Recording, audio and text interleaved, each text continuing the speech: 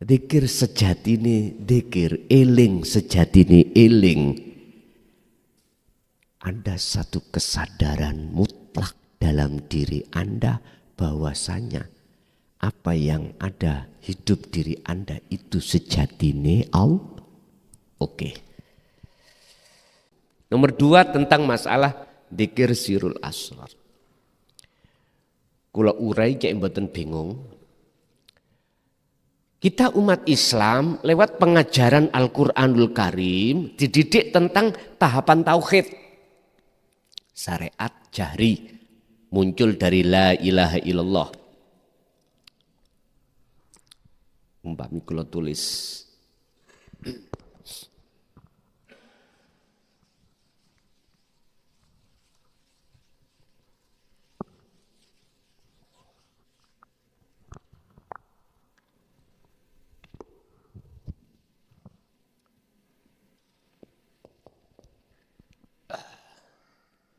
Syariat kita dididik tauhid la ilaha illallah.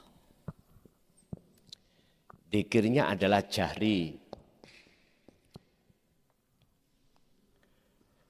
Dalam thariqah kita dididik la ilaha illallah.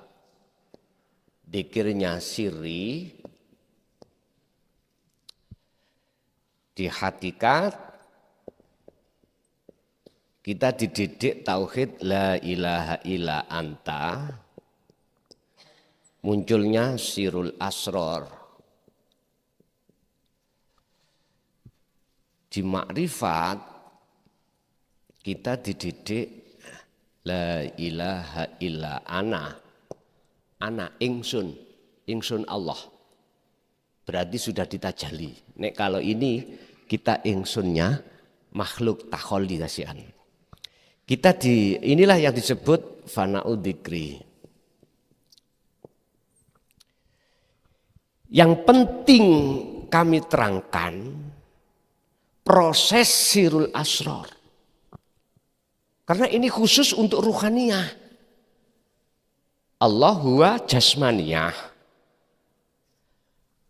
Anta wa ana ruhaniyah. Makanya yang perlu kami jabarkan terkait, mohon maaf, hubungan kabel ruhannya dengan Allah itu di sirul asrar. Nanti anak ini dengan sendirinya akan muncul. Karena anak ini buah. Jenengan nandur tanaman, gak usah arep-arep buahnya, gak usah. Cukup jenengan iku menjaga tanaman itu, waktunya banyoni air, kasih air, waktu ngemes.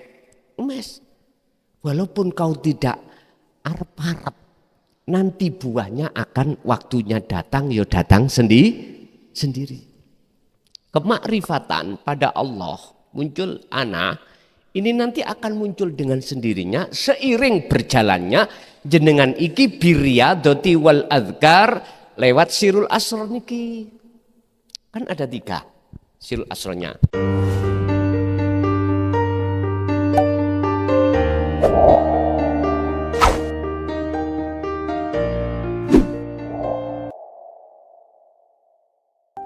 Assalamualaikum warahmatullahi wabarakatuh. Gus, yang saya mau tanyakan, sama atau bedakah setan dengan nafsu basyariah? Terus kalau kita baca doa ta'awud itu ke setan atau ke nafsu basyariah itu? Terus pertanyaan yang kedua, untuk dzikir sirul asrar itu yang hu Allah keluar masuk nafas, apakah sama dengan Allah keluar dan masuknya nafas? Ngoten nggih? Nggih, sampun. Matur suwun. Assalamualaikum warahmatullahi wabarakatuh. Azazil yang terkenal iblis itu pandangan syariat. Pandangan syariat. Kita memandangnya syariat disebut iblis dan menggambarkan seperti welek-welek. Lah ngoten lho. Umpama kita gambarkan welek-welek. Terus sinten? luwih ganteng katimbang jenengan. Lho, sing wedok luwih payu. Mengapa gambarane nek njaba-njaba itu kok elek-elek, siunge dawa-dawa? Iku menunjukkan karakter sifat. Nek secara fisik, wah. Nek umpama jenengan semrap wong lanang ngono, kepengin dirabi. Saking ayune sing wedok. Kita tingkatkan ke atas pengetahuan secara hakikat nafsu. Nun faksin, diri. Oleh karena diri itu duduknya di taholli, sifat basariyah, maka disebut nafsu. Kita orang syariat nggak paham nafsu, nggak paham. Paling terko-terkoni kira-kira laku sing elek. Secara fisik maksiat, iku nafsu. Ora tahu ngerti nafsu. Nafsiku sing pundi, yang mana nafsu itu? Ternyata jawabannya basariyah itu. Keakuan dalam diri kita, keimanan muncul. Hamba, keakuan makhluk, itulah nafsu. Jadi sama Bu. Cara namanya itu sama. Iblis dengan nafsu sama. Cuman beda, mengapa harus beda? Karena kacamata pandangan kita memandang. Syariat iblis, hakikat nafsu. Maksudnya nafsu adalah keakuan diri sebagai makhluk, yaitu nafsu. Jenengan sholat, dohire bagus, ning ati sampai ngaku-ngaku diri jenengan keakuane makhluk, imane nafsu. Berarti nafsu dapat bagian itu. Ya itu Pak. Akhirnya otomatis sampai niki nggak ada sambungan pada zat kang moho suci ing dalam diri jenengan yang sangat dekat Allah itu. Alias lupa. Jadi sama Bu ya. Subjeknya, isim fa'ilnya itu sama. Wis satu. Nomor 2 tentang masalah dzikir sirul asrar. Kula urai cek mboten bingung. Kita umat Islam lewat pengajaran Al-Qur'anul Karim dididik tentang tahapan tauhid. Syariat jahri muncul dari la ilaha illallah. Umpami kula tulis.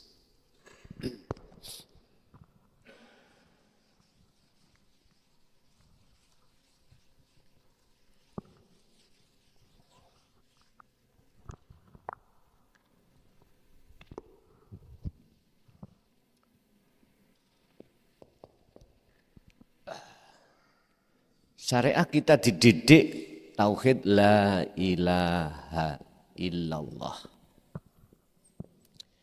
Dzikirnya adalah jahri.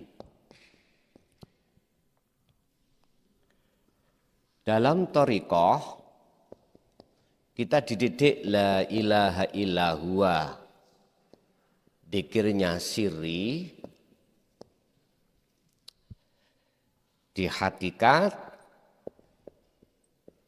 kita dididik tauhid la ilaha illa anta. Munculnya sirul asror. Di makrifat kita dididik la ilaha illa ana. Ana ingsun, ingsun Allah. Berarti sudah ditajali. Nek kalau ini kita ingsunnya makhluk takholidasian. Kita inilah yang disebut fana'ud dzikri. Yang penting kami terangkan proses sirul asror. Karena ini khusus untuk ruhaniyah. Allah huwa jasmaniyah. Anta wa ana ruhaniyah. Makanya yang perlu kami jabarkan terkait, mohon maaf, hubungan kabel ruhannya dengan Allah itu di Sirul Asrar.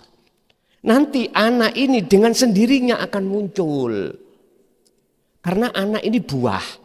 Jenengan nandur tanaman, gak usah arep-arep buahnya, gak usah. Cukup jenengan iku menjaga tanaman itu, waktunya banyoni air, kasih air. Waktu ngemes, ngemes. Walaupun kau tidak arep-arep, nanti buahnya akan waktunya datang, ya datang sendiri. Kemakrifatan pada Allah muncul anak, ini nanti akan muncul dengan sendirinya seiring berjalannya jenengan iki biriyadati wal adhkar lewat Sirul Asrar niki. Kan ada 3 Sirul Asrarnya. Merasa, melihat, menyatakan, su'aul basiroh, merasa. Artinya Anda akan dalam hati jenengan, rasa itu apa sih? Iman. Akan beriman, akan merasakan Allah itu dekat, anta dekat. Yang berperan jikalau jenengan sudah memendem, mengubur ning bumi humul keakuanmu sebagai makhluk, dipendem. Makanya ketika jenengan berzikir Sirul Asrar, dzikir tanpa ngucap loh. Bila lafdin wa kalamin wa ismin, sudah tidak. Diem. Hati jenengan yang berjalan iku rasa, iman, merasakan kehadiran Allah di dalam diri Anda setelah kehilangan keakuan Anda. Itu boleh dibarengi dengan dzikir sir. Dzikir sir itu dzikir yang diucapkan di dalam hati tapi masih isim, masih nama, masih berlafat, berkalam. Walaupun kalamnya itu diucapkan hati. Allah. Ada yang hu, masuk keluar Allah. Atau dibalik, monggo sak kerso, pundi yang nyaman. Tapi ingat, letaknya di manakah dzikir yang menjadikan Anda rohania itu sampai ke makrifat? Jawabannya di Sirul Asrar. Sebab ketika jenengan sudah mengasah terus mendawamkan dzikir rasa ini, nanti Allah sendiri yang akan menilai. Akhirnya jenengan dimasukkan ainul basiroh, melihat. Artinya melihat, seakan-akan ruhania itu melihat Allah. Padahal yang disebut bertemu liqo pada Allah itu adalah la ibsorun wa mubsorun wa basorun. Nama makhluk roh nggak ada, hilang. Yang melihat mata hilang. Nama Allah yang dilihat hilang. Nama apa?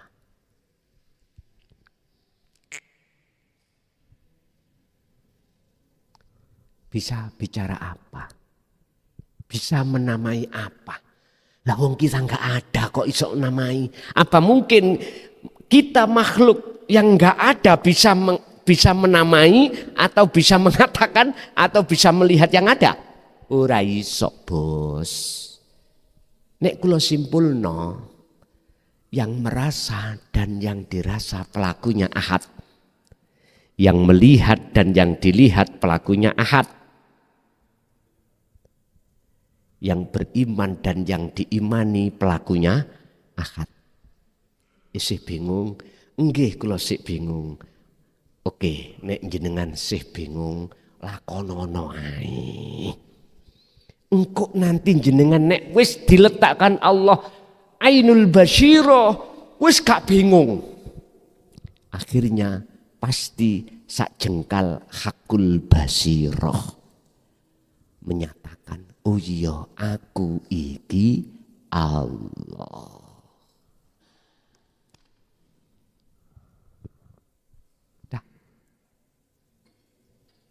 Niki cara makom jam'i. Cara bis menuju tujuan sudah sampai terminalnya. Entek. Wis ana gunung nggih pun. Terus gejoki terus itu. Sampai kapan? Rasulullah dawuh, Allah dawuhna Rasulullah itu hatta ya'tiyakal yakin. Al-Hijr ayat 99 sampai mati. Pun mari. Masalahnya nafsu iku mboten mati-mati, nek mboten leren-leren gudo sampai nek mboten kita itu sudah sampai kematian. Ada di situ. Ya udah. Makanya Nabi Yusuf didawuke wa ma ubarri'u nafsi innan nafsa la amaratun bisu. Sepanjang kita masih ada di dunia, kita belum aman tentang nafsu. Yang tujuan karakter nafsu mengajak jahat pada Allah, yaitu melalaikan Allah. Mutus tali hable atinang Allah. Itulah nafsu. Jadi Bu, sing sampean maksud wau adalah dzikir sir, diucapkan dalam hati Allah. Boleh masuk, boleh keluar masuk. Putih sing gampang. Tapi saya ingatkan, jikalau tidak jenengan sertai dengan sirul asror ketika berzikir sir, wis sinten teng mriki sing nderek thariqah sing puluhan tahun setiap hari iku dikir digejoki sir. Gak usah ngacung. Tapi tak omong. Ending sampean itu mesti ning alam mukasyafah. Makom karomah. Lho nggih. Makom karomah jenengan. Makom karomah itu kalau kita bahas di hikam itu disebut makom tajrid. Jenengan punya karomah, dengan karomah itu jenengan mencari ma'isyatu dunya, kebutuhan dunia iki gak atik nyambut gawe. Ono tamu teko, nggo masalah, sebelum diomong, jenengan sudah tahu. Iki tamu mau islah, diwingi gegeran. Tamu ini durung ngomong, nek dadi lanang ojo ngaplokan. Diwingi sebabnya ngaplok bojone. Itu karomah, Pak. Karomah. Bahayanya. Kalau cuman ngiling notok, urusan jenengan terima nasihat iki atau enggak itu bukan urusan saya. Bahayanya jenengan akan keselipan sifat izan, rumongso mulya, rumongso wah sendiri daripada orang lain. Belum lagi rumongso takabur. Sampai Ibnu Athaillah menggambarkan di dalam makalah 106 antara dua orang yang laku maksiat dan laku taat. Ngetene. Lebih baik kau laku maksiat dohirmu, tapi di dalam hatimu itu bisa ngubur mendem jero ning bumi khomul. Akhirnya muncul kau itu merasa terhina, merasa ino. Berarti sifat hakikat hamba melekat dalam hatimu, dalam dirimu sebagai hamba, yaitu ino. Lebih baik seperti ini, karena ini bisa menjadikan kau bisa makrifat pada Allah daripada kau laku taat. Tapi ndadekno menjadikan hatimu ikut takabur dan rumongso gumedhe, rumongso mulyamu, rumongso api. Tapi makalah iki ojo dituduni wong syariat lho ya. Nanti salah paham. Salah paham ini. Wis maksiat ae nek ngono terus. Niki perbandingan aja, perbandingan. Tidak bisa diterima, Pak. Nggak bisa diterima. Jadi Bu, mungkin jenengan nek sirto berpuluh tahun muncul karomah dalam diri jenengan. Isok nambani wong. Ya. Karena apa? Jenengan dapat bisikan. Dari mana? Dari warid. Warid muncul itu disesuaikan dengan aurat yang kita lakukan. Aurat itu jamak dari wirid. Siapa yang mengistiqomahkan wirid, maka muncullah karomah. Karomah itu nanti yang akan menghantarkan warid terhadap diri kita ngomong, hei wong dilungkas ada yang ono tamu nggo masalah dik wingi gegeran. Kemarin suami istri tengkar sampai istrinya itu dipukul. Lo tahu toh? Diomong, nek dadi wong lanang jangan mukulan. Kaget toh nih? Kaget. Bahkan lebih takjub. Dalam dunia mukasyafah itu Pak, dalam dunia mukasyafah. Sampai ngerti apa yang akan terjadi. Ini masih di dunia mukasyafah. Tiap hari dia itu jagongane dengan Nabi Ilyas. Tahu kliwar-kliwuri malaikat. Ditakoni. Arep nandi? Pamanmu meni jam itu tak jupuk. Loh, ana kabar toh? Moro. Man meni jam itu arepe bongko sampean. Blasai ngono. Lah ngoten nggih? Nggih, Man. Wong awak sik sehat ngene kok. Wis. Delalah jam 7 tes kecelakaan. Atau habis subuh turu gak tangi. Ya wis. Akhirnya masyhur Pak, rungu masyarakat. Masyarakat sih gak paham. Akhirnya berbondong-bondong. Lebih-lebih yang banyak utang.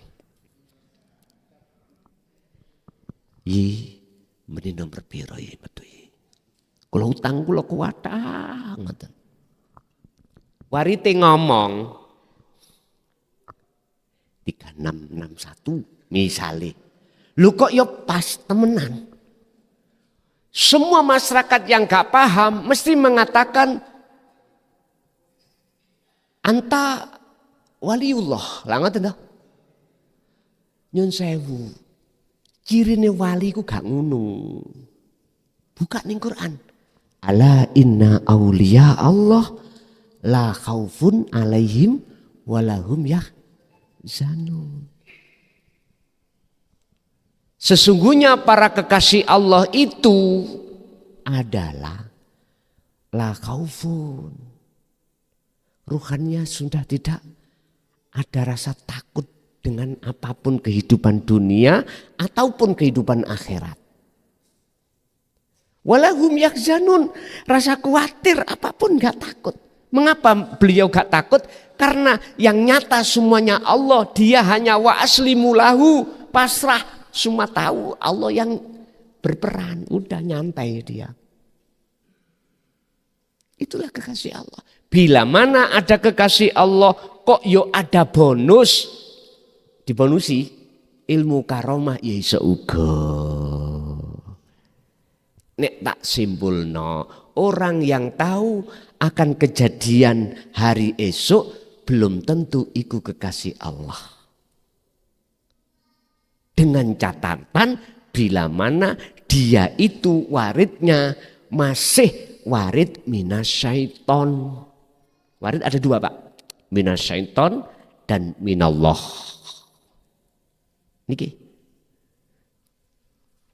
Ngapunten ingkang kathah. Tapi jikalau dirinya itu sudah lepas keakuan diri makhluk, dalam hatinya sing roh Allah. Aku nih Allah. Segala-galanya akunya Allah. Ya sudah. Seperti contoh Kanjeng Nabi mudune mukjizat. terus di bawah Kanjeng Nabi karomah, dan seterusnya. Begitulah. Jadi Bu, silahkan berzikir sir dengan ucapan hati, keluar masuk napas hu Allah atau dibalik. Tapi pesan saya, tolong sertakan sirul asror, sebab sirul asror itulah yang akan tenggelam melewati Baitul Ma'mur menuju Sidratul Muntaha. Kesadaran penuh bahwasanya la maujudan illallah. Nggih. Udah 2 ya Imam ya. Nggih. Monggo Ibu kurang 1 lagi. Nek enggak ada kok tak wenehno Bapak Kakung. Mboten enten? Pun. Bapak berarti jenengan kagungan jatah 4. Monggo. Assalamualaikum warahmatullahi wabarakatuh. Yang saya hormati Tuan Guru dan saudara-saudara jamaah semuanya. Kali ini yang saya pertanyakan juga sama bercerita sedikit. Begini Tuan Guru, seandainya si Salik sama Allah sudah diperjalankan di alam dunia ini, sudah sampai makom musyahadah, otomatis si Salik kan sudah menyaksikan kebesaran keindahan Allah. Yang saya pertanyakan, nanti seandainya di alam akhirat itu apakah lebih indah pertemuan dengan Allah, kondisinya seperti di dunia ini sama di alam akhirat itu, apakah lebih indah di alam akhirat atau di alam dunia ini? Sedangkan di alam dunia ini ada sudah indah, intinya itu Tuan Guru.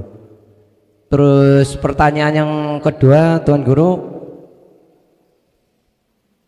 seandainya semua ini adalah afalnya Allah, terus yang ada hanya Allah semua, di posisi waktu kita menunaikan sholat atau apa itu di batin itu berkata begini Tuan Guru, seandainya semua ini Allah, terus yang meminta dan yang dipinta itu kan satu, ahad.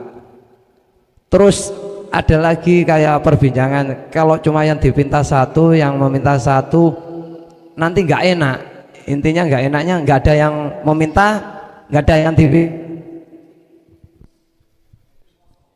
kayak hampa gitu loh. Kayak nggak ada artinya. Itu bagaimana cara untuk menjalaninya atau memahaminya? Tolong penjelasan ini. Sekian, terima kasih. Assalamualaikum warahmatullahi wabarakatuh. Waalaikumsalam warahmatullahi wabarakatuh. Dalam satu makalah di syariat dulu jenengan sudah dengar. Ngeten. Ning dunya iki Allah bisa dideleng biruhin fakot.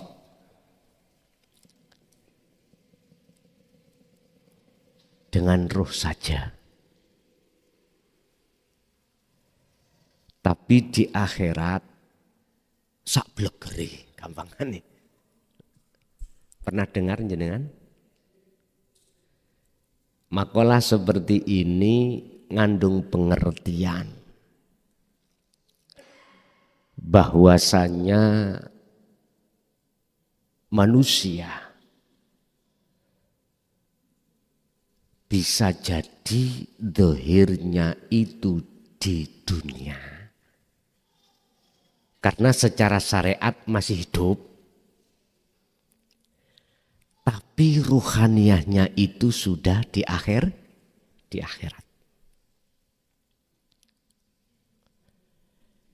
Indahnya ketika memandang wajah Allah, itu laksana satu kenikmatan yang tidak bisa diukur dengan kenikmatan dunia. Ini di dunia. Apalagi di akhirat. Akhirat miturut bahasanya orang syariat. 1. 2. Makalah. Di dunia Allah tidak bisa kita lihat. Di dunia tidak bisa kita bertemu Allah. Kita bertemu Allah itu setelah kematian.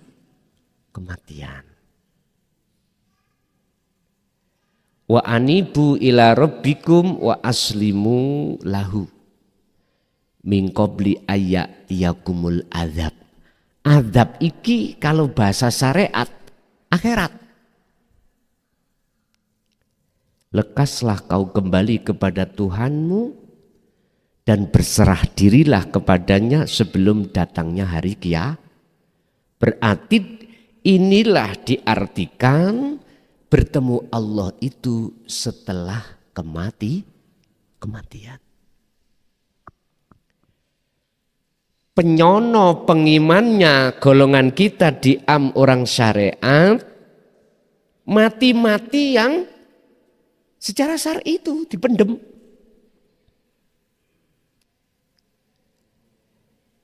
Tapi izinkanlah kami akan berbicara dari kacamata hakikat. Aslinya bagaimana? Ini sesuai dengan materi kita. Kalau di dunia ini hatimu sudah mendem jeru di bumi humul keakuanmu, berarti keakuanmu mati wis. Mati. Ya niki mutu qoblal maut. Matilah kau sebelum kau datangnya mati secara syariat. Matilah hakikat sebelum datangnya mati syariat. Baru kalau sudah paham di sini akan mengatakan ternyata Allah itu Allah itu bisa ditemui saat di dunia. Artinya di dunia secara dohir jasadmu masih di dunia, tapi rohaniahmu itu sudah mati, artinya sudah mematikan nafsumu. Ya niki. Berarti rohaniahmu sudah di akhirat. Disebut makrifat kan di situ. Ini Pak. Jikalau itu tidak lekas kau lakukan min qabli ayyatiyakumul adzab, sebelum datangnya kematian, maka sumalatun sorun, kau tidak akan dapat pertolongan. Kau akan dapat pertolongan. Sumalatun sorun. Berarti kebalikan ayat ini, jikalau belum datangnya kematian, Anda sudah kembali kepada Tuhanmu, maka summatun sorun, lanafinya dihilangkan, hilang, maka kau dapat pertolongan.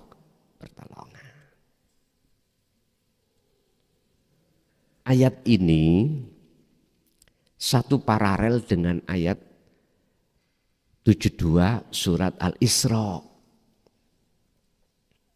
Apa? Barang siapa di dunia mata hatinya buta pada Allah. Karena ketutupan aku tadi Pak ya. Terhijabi akunya Allah. Akunya makhluk. Maka di akhirat pun juga begitu. Wa adullu sabila, dan jalannya lebih gelap, lebih tersesat lagi. Ini. Jadi benar apa yang jenengan tanyakan tadi, di dunianya aja indahnya tidak bisa diukur dengan apapun. Mohon maaf. Umumnya wong saweneng iku kan duwe bojo ayu, nggih. Apa maneh tambah-tambah. Jari saweneng ya. Dunyane yo mewah.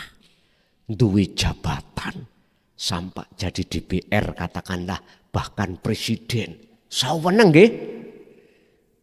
Man aradat dunya fa'alaihi bi ilmin. Memang saweneng. Tapi ini tidak Anda sadari, di belakang kesenanganmu itu ada rasa takut. Rasa gelisah. Apa? Takut nek ditinggal minggat bojone. Akhirnya ditinggal temen. Wis gelimpungan. Asalnya kaya takut jatuh miskin. Diringkes Allah kekayaannya. Miskin asal ini gua dijunjung-junjung ning tengah masyarakat saking dermawane sugihe. Gak iso blas, utangi tambah akeh. Malu mboten? Malu. Biyen dedek sakniki. Biyen gini sekarang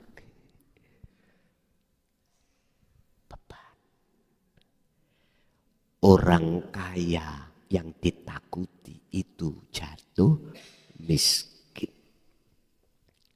Orang yang berpangkat yang ditakuti kehilangan pangkat. Aslinya enak wong sing miskin, enak wong sing orang duweni jabatan pangkat. Gak wedi hilang, enggak duwe kok wedi. Loh, los toh hidup sampai akhirnya los. Ngapunten, saya gak menyindir pejabat-pejabat ndak. Aku gak menyindir orang-orang kaya ndak. Itu enggak Kak. Aku gak geding ambek orang kaya, orang yang punya jabat. Enggak. Itu mboten. Sampeyan deloklah. Di belakang kesenangan ada ketakutan. Apalagi mempermainkan anggaran. Itu. Ada panggilan KPK. Meriki Pak, nyut. Mangan ora enak, turu ora nyenyak. Ndu estu. Sing sugih takut jatuh miskin. Allah menghapus semuanya itu dengan cara ditipu, temannya bisnisnya hancur, bisa jadi. Tapi jenengan, manakala dijatuhkan Allah seperti itu, jangan suudon pada Allah. Allah itu nyelamet awakmu. Supaya tidak muncul takabur, tidak muncul izan rumongso gagah, rumongso kuat. Biar jenengan iku subhanaka inni kuntu minaz asline ngono. Cuman gak sadar. Tapi jenengan akan sadar nek gelem mengikuti ajaran Rasulullah di jalur dinu tauhid baru sadar. Makanya kemarin ada teman-teman kita yang seiman nyalokno DPR, nyalokno. Tak peseni. Dandanono makrifatmu dhisik. Dandanono dzikir musik. Nek iku wis kedandan, walaupun kau ini punya jabatan, dadi wong sing sugih terpandang, ruhaniyahmu itu mesti bali nang Gusti Allah, alias jabatanmu, kekayaanmu tidak menjadikan satu penghalang, penghijaban antara ruhaniyahmu dengan Allah. Justru menjadi kendaraanmu untuk bertemu Allah. Jadi memang lebih indah Pak, setelah jatuh kematian pertemuan terhadap Allah. Karena apa? Dohir batin sudah tidak ada urusan makhluk. Sudah gak ada.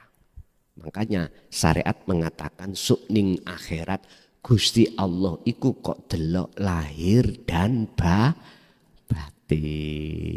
Ini ku maksudnya tambah indah lagi. Sampak disanepokno wong sing mlebu swarga sing lanang diwene bidodari. Bidodari iku nek digawe esuk perawan, awan maneh sore perawan maneh. Turune kaya apa ngono iku jenengan bayangno bayuh penake yo ngono. Jadi nafsu kan nonton mriku to sing dipandangkan nikmat-nikmat yang seperti itu, padahal itu kinayah. Aslinya ya apa? Itu loh secara kesempurnaan, sudah tidak ada lagi hijab syirik dalam hati jenengan. Pun satu. Yang nomor dua, tentang masalah si salik ketika sudah ditarik Allah di musyahadah, plek detik-detik musyahadah, ya wis ora ono sing ndonga, ora ono sing dijaluk. Sing jaluk ambek sing dijaluk wis ra ono. Kalau begitulah gak indah lah. Enggak ada yang meminta, enggak ada yang diminta gini. Lah terus bagaimana posisi kedudukan ayat ud'uni astajib lakum? Lah ngoten nggih. Ngeten lho Bos. Secara syar'i ini loh, nanti yang kusebut sebagai keseimbangan antara min dengan plus. Ada keseimbangan antara hukum syariat dan hakikat. Hukum syariat dan hakikat itu tidak akan kontradiksi manakala ada penetralisir. Bahasa listrik min plus nggak ada komponen maka akan konsleting. Bahaya. Makanya satu sisi pendapat orang syariat, hukum syariat kok langsung dipaduno, ditabrakno hukum hakikat tanpa penetralisir, mesti tabrakan. Karena apa? Hukum syariat memandang makhluk, hukum hakikat memandang Allah. Masa sih salon Allah? Harus dikasih komponen nek cara bahasa listrik. Kalau dikasih komponen maka rahmatan lil alamin. Ya ini menghasilkan lampu, cahaya karena ada komponen. Tapi aslinya ketemune min dengan plus. Berhubung ada komponen-komponen yang menetralisir di dalamnya, akhirnya muncullah lampu cahaya ini. Manfaat sama. Satu sisi secara hakikat hukum syariat dan hakikat mboten tabrakan, manakala ada penetralisir. Artinya apa? Gini. Inilah perlunya sistem wasilun itu di situ. Sehingga jenengan diletakkan Allah di khawasul khawas. Di mana antara Baitul Ma'mur, Masjidil Haram dengan Baitul Ma'mur dan Sidratul Muntaha itu mboten tabrakan. Artinya apa hukum syariat yang terjadi pada diri Anda, hukum hakikat buktinya keakuan dirimu sudah tiada. Ngoten lho maksudnya. Tetap secara syariat dohir jenengan dungo. Itu miturut pandangan orang lain jenengan dungo. Tapi keadaan ruhaniah jenengan mboten dungo. Posisi jenengan ini ditajali Allah. Masa sih Allah dungo? Mboten mungkin toh? Mboten mungkin. Itulah yang disebut sifat jaiznya Allah. Makanya tidak ada yang meminta dan yang diminta. Ini biasanya terjadi pada golongan yang melakukan pertemuan terhadap Allah dari wasilun, dari bawah ke atas. Beda kalau dari sistem majedubun, dari atas nyelorot ke bawah. Akhirnya jenengan tetap kondisional. Kondisi dikala sikon syariat harus dilakukan, tetap itu berjalan. Tapi ruhaniah sampean sudah tinggalkan itu syariat. Ruhaniah jenengan sudah meniadakan keakuan diri. Dulu saya pernah mengatakan sholat 5 waktu itu wajib dijalankan. Dasari Al-Baqarah 238. Hafidhu ala sholawah. Wajib. Tapi kalau Anda sudah masuk di dalam dunia hakikat makrifat, sudah dimusyahadah, tinggalkan itu. Artinya tinggalkan, keakuan dirimu yang melakukan itu ditinggalkan. Itu disebut wassolatil wusta. Sholat secara hakikat makrifat. Makanya sing gak bingung, sing bingung mesti ngene. Loh, jarene wajib dilakoni. Kok ya luwih wajib tinggalkan di situ. Maksudnya ngeten, keakuanmu saat melakukan itu tinggalkan. Otomatis keakuan Allah. Terus jangan kok simpulkan, berarti Gusti Allah sembahyang ya. Gusti Allah sholat ya. Itu kesimpulan konyol. Oke, biar apa? Netral. Itulah yang dimaksud qadim ala qadim. Pujinya Allah terhadap dirinya sendiri.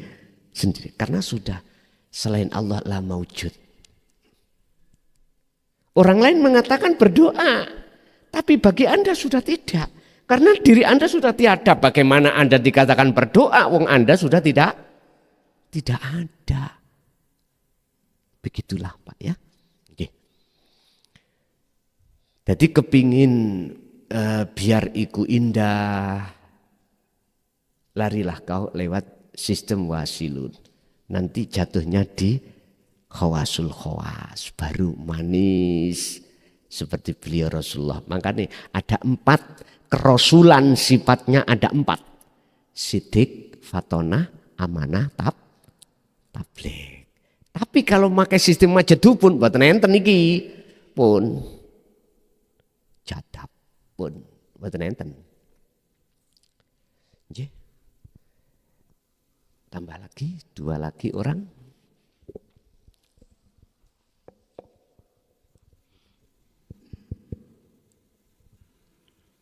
Assalamualaikum warahmatullahi wabarakatuh. Gus, kula jamaah saking Jombang. Saya tak pujian mawon mengke kaliten surah Anbiya ayat 25 mengke jenengan terangaken nek mantun kula pujian. Subhanallah suci neng ati, alhamdulillah muji neng Gusti, la ilaha illallah, ana rupa urip sejati. Allahu Akbar mung ana Gusti, Maha Agung kang murbeng dumadi, sing sapa wonge bisa angerteni, sejatining diri satemene Gusti, la ilaha illallah. La ilaha illa huwa, la ilaha illa anta, la ilaha illa ana. Kalian ten surah Anbiya ayat 25. Bismillah. Wa ma arsalna min qablika mir rasulin ila nuki ilaihi annahu la ilaha illa ana fa'budun. Tolong jenengan jelas nih Gus. Assalamualaikum warahmatullahi wabarakatuh. Waalaikumsalam warahmatullahi wabarakatuh.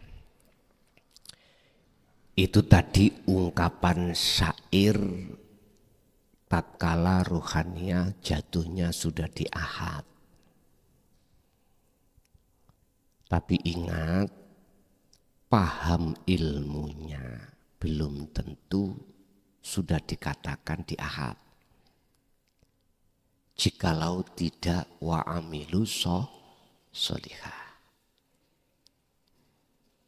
Wal asri innal insana lafi khusrin illalladzina amanu. Harus diteruskan wa'amilus sholihah.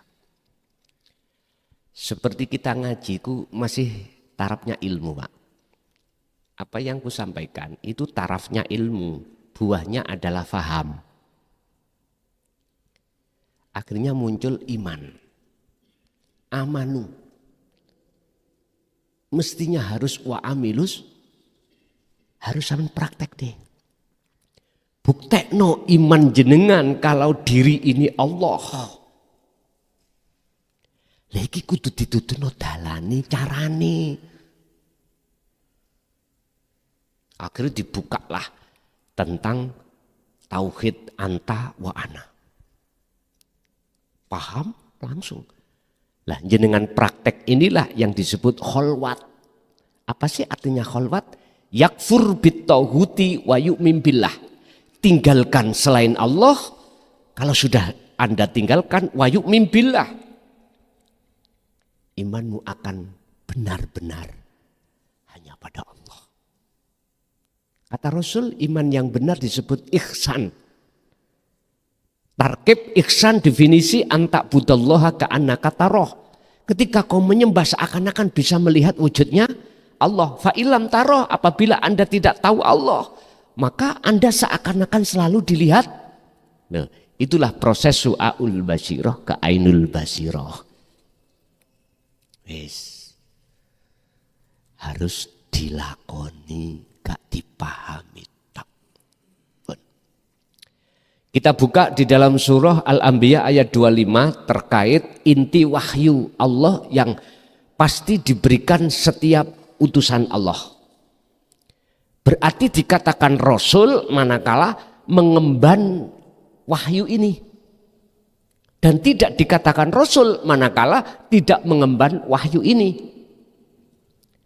Wa ma arsalnaka wa ma arsalna min qablika wa ma arsalna lan ora tau ngutus sapa ingsun Allah min qablika kang sadurunge sira Muhammad. Aku tidak pernah mengutus utusan sebelummu Muhammad. Mir rasulin, dari satu utusan, illa nuhiya, kecuali harus membawa inti wahyuku. Apa inti wahyu? Ilaihi annahu rupane la ilaha illa ana. Pun habis. Bagaimanakah la ilaha illa ana iki? Monggo. Secara lugat kita artikan tidak ada Tuhan yang wajib disembah kecuali ana. Sebelum ana anta. Anta itu masih ada dua. Anta engkau ya Allah. Ana makhluk. Berarti Allah masih rahasia. Cuman wis dekat. Jenengan sudah merasa Allah itu sudah dekat. Wis gak nduding-nduding. Apa jare sing ngecet Lombok ngono. Lah ngeten iki biasae. Nek sik nduding mrono berarti sik huwa dia. Kalau anta udah diem. Lah maksud daripada ana di sini itu ketika jenengan isinya la ilaha. La ilaha kan artinya tidak ada Tuhan. Artinya dalam hati Anda sudah tidak ada Anda makhluk. Masya Allah, perkara yang selain Allah, kalau dalam hikam disebut al-aghyar, perkara selain Allah, perkara selain anak Allah itu sudah tiada dalam diri Anda, barulah isbat, maka jelas akan muncul anak Allahnya.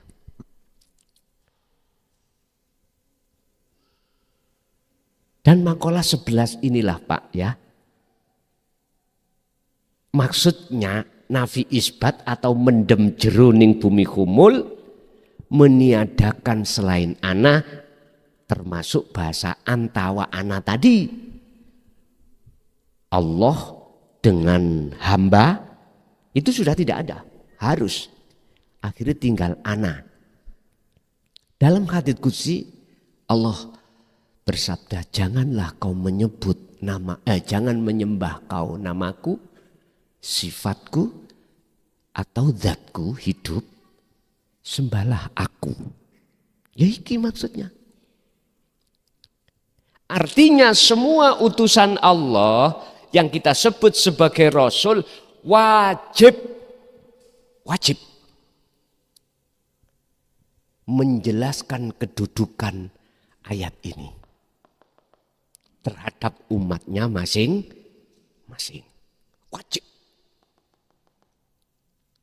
Sebab setelah ana fa'budun itu kata perintah. Supaya kita itu betul-betul menyembah kepadanya.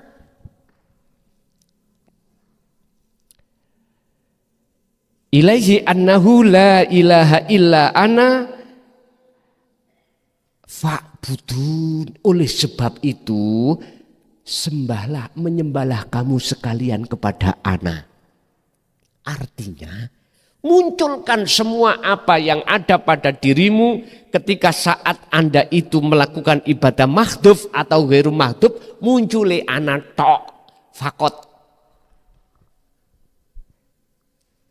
Lewat ayat ini menunjukkan dan membuktikan bahwa Rasulullah Muhammad sallallahu alaihi wasallam dulu itu menjelaskan. Tapi dikanter oleh kaum Khawarij. Gak pernah Rasulullah jelaskan hakikat ma'rifat anta wa ana. Hanya menjelaskan syariat. Gak apa-apa. Cuman aku gak iso mikir. Gak iso mikir.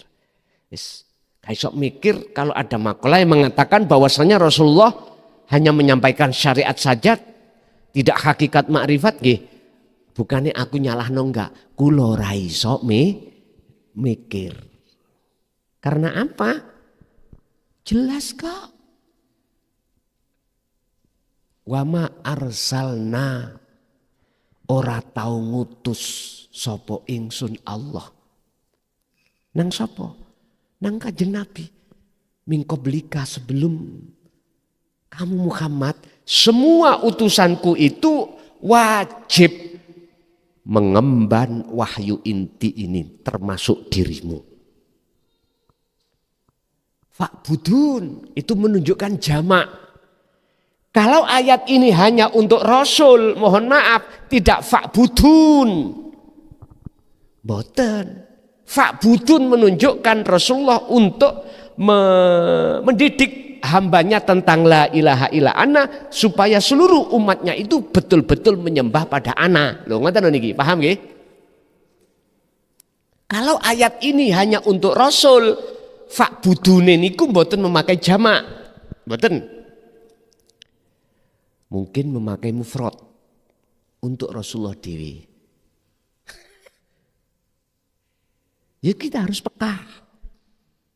Nggih. Tidak mengurangi rasa hormat saya terhadap panjenengan-panjenengan yang memakai makola. Rasulullah tidak menyampaikan hal ini. Mboten. Jadi saya tidak menyalahkan jenengan bermakola seperti itu. Tapi saya enggak iso andai kata Rasulullah tidak membahas ini, enggak mungkin ayat itu akan dikeluarkan di Al-Quran.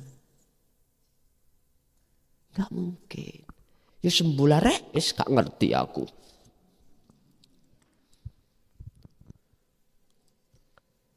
Mungkin pandangannya yang berbeda, hanya itu pandangan.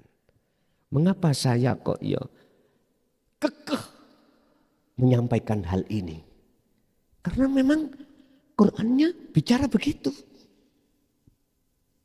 Sekalipun ini berat kurasa, pahit kurasa dan dampaknya, resikonya terhadap diri saya itu dihujat dan dihina, rapopo. Tapi prinsip saya karena ini benar.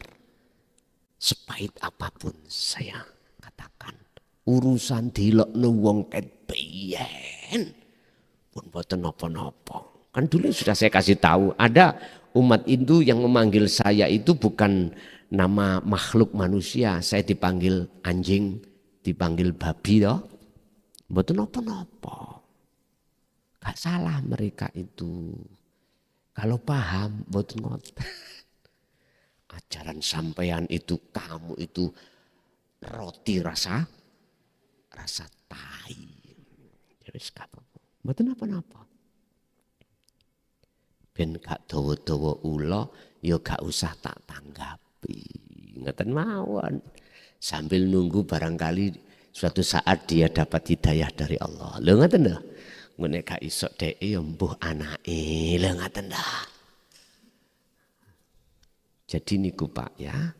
Maksud daripada la ilaha illa ana surat Al-Anbiya 25 itu satu, membuktikan bahwasanya Rasulullah juga mendidik, membahas tentang kemakrifatan pada umat pada saat zamannya, pada saat zaman beliau. Yang kedua, wajibnya setiap diri manusia itu menyembah dengan benar. Apa? Yaitu tadi, ikhlas muncul dalam hati cahaya makrifat, barulah dia itu disebut ibadah yang betul-betul nyembah pada Allah. Begitu. Oke. Satu lagi Pak.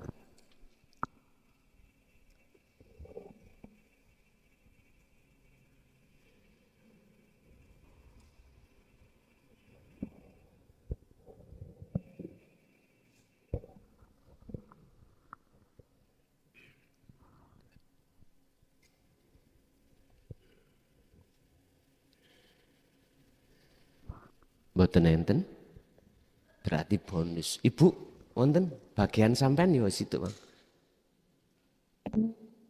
Wonten. Mboten. Ada. Oke, monggo.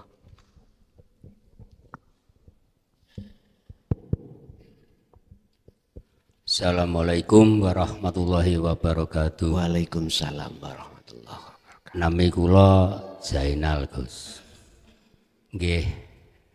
Gadah meripat,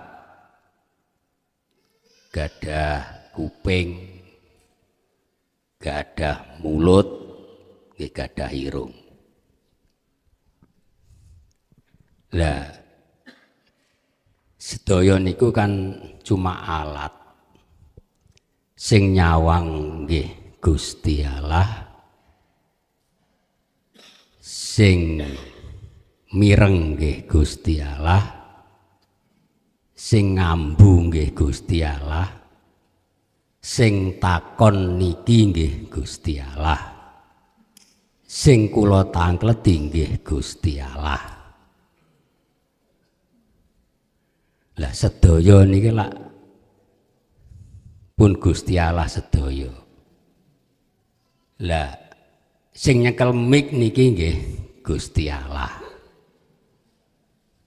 Umpami dahar sing didahar nggih Gusti Allah, sing dahar nggih Gusti Allah.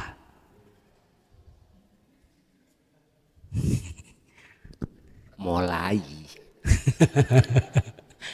Nggih, lanjut. Lah pertanyaan niku nggih niku wau Gus.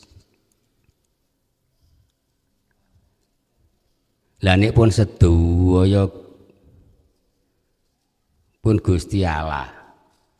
Nek waktu dahar niku bismillah gantos innalillah. Asa lah sing pun sing dimpangan nggih Gusti Allah, sing mangan nggih Gusti Allah, sedaya pun Gusti Allah niku terus Pertanyaannya? lah pertanyaannya kedah pripun niki? Iku piye? Nggih. Pun. Assalamualaikum warahmatullahi wabarakatuh. Waalaikumsalam warahmatullahi wabarakatuh. Iki dosisnya tinggi nih wow. Begitu diterangke langsung Gusti Allah. Itulah Pak, kalau sudah di ahad Tapi kan bukan berarti harus didohirkan lah, betul tak? Sing dohirno ya sopo. Manakala itu berdohir, ya sudah. Iki Gusti Allah lahir batin. Nggih niku wau ingkang kula sebut makom musyahadah atau makom ahad atau makom makrifat pada Allah. Liqo pada Allah. Gini ku. Kalau sudah di situ nggak ada yang dibahas. Pun menang. Jadi kula nggih mboten bahas. Telas pun. Kalau bahasa tauhidnya diucapkan la ilaha illa ana dalam surat Toha ngoten 14 innani anallah la ilaha illa ana fa'budni wa aqimis shalah lidzikri. Ya sudah. Berarti iki bonus ya. Jadi wis paham, tinggal pertanyaannya kapan dan di mana keadaan seperti itu terjadi. Tak jamin ketika saat jenengan iku di zona tersebut, wilayah itu, mesti Anda ini sudah lalai dengan urusan-urusan duniawi. Lali anak, lali bojo, pun lepas pun. Gini ku hakikate eling iku meriku. Bisa dikatakan eling, dzikir karena sudah bertemu. Bagaimana sampean bisa dikatakan eling nang Mbak Desi, wong saya nggak pernah bertemu. Makanya dzikir kita selama ini yang la ilaha illallah, la ilaha illa ana, la ilaha illa huwa, epok-epok. Tahu epok-epok? Guyon. Dzikir sejatine dzikir, eling sejatine eling. Ada satu kesadaran mutlak dalam diri Anda bahwasanya apa yang ada hidup diri Anda itu sejatine Allah. Oke. Mugi sedaya ilmu ingkang Allah gelontorno tak malam hari ini sekalipun dosisnya langsung tinggi, estu dados ilmu yang bermanfaat terhadap kita, keluarga kita, dan diteruskan anak putu kita ila yaumil qiyamah. Lahumul Fatihah. Alhamdulillahirrabbilalamin. Kita telah mendengarkan apa yang disampaikan oleh guru kita Romo Kiai Haji Mukhlasun Rosyid. Baik, sebelum kami menutup video, saya selaku admin kurang lebihnya mohon maaf yang sebesar-besarnya. Akhirul kalam wabillahi taufiq wal hidayah. Wassalamualaikum warahmatullahi wabarakatuh. Semoga kita diperkenankan oleh Allah untuk berjumpa di video selanjutnya. Amin amin ya rabbal alamin.